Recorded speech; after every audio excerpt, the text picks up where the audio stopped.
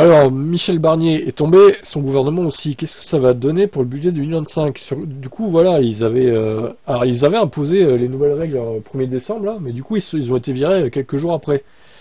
Alors, comment on fait là? Qu'est-ce qui se passe? Depuis le 2 décembre, il est désormais de 4 000 € maximum ce bonus, contre 7 000 € précédemment pour les foyers les plus modestes. Et peut descendre de 2 000 € pour les plus aisés. Reste à savoir où sera placé le curseur aisé. De plus, les bonus pour les deux roues et les voitures sans permis seront supprimés. Ok, donc, sont supprimés, ouais. Tout ceci est gravé dans le marbre, il n'y a donc aucune raison objective de revenir dessus. La seule inconnue est le seuil de déclenchement du bonus fixé aujourd'hui à 47 000 €. Une Model Y ou un Peugeot i3008 peuvent déjà être considérés comme des automobiles premium. Est-ce que c'est bien le rôle du bonus écologique d'aider à s'offrir des véhicules comme ça? Bon, moi je serais pas contre de baisser à 40 000 € à la limite, ouais, à la limite. Ça me choquerait pas. Alors le malus devrait être durci dans le projet de loi finance de 2025, mais ce texte a toutes les chances d'être abandonné faute de gouvernement pour le porter. Le barème du malus reste donc celui de 2024.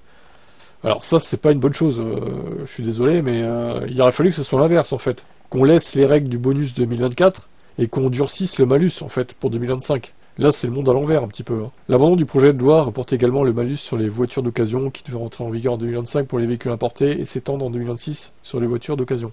Avec le bonus réduit et le malus stable pour un certain temps, ce sont finalement les voitures à moteur à combustion interne qui sont les grandes gagnantes. Et oui, c'est ça, de cet effrayant capharnaüm.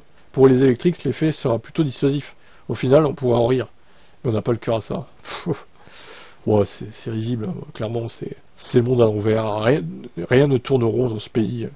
Tout part à volo. Il n'y a aucune constance, en fait.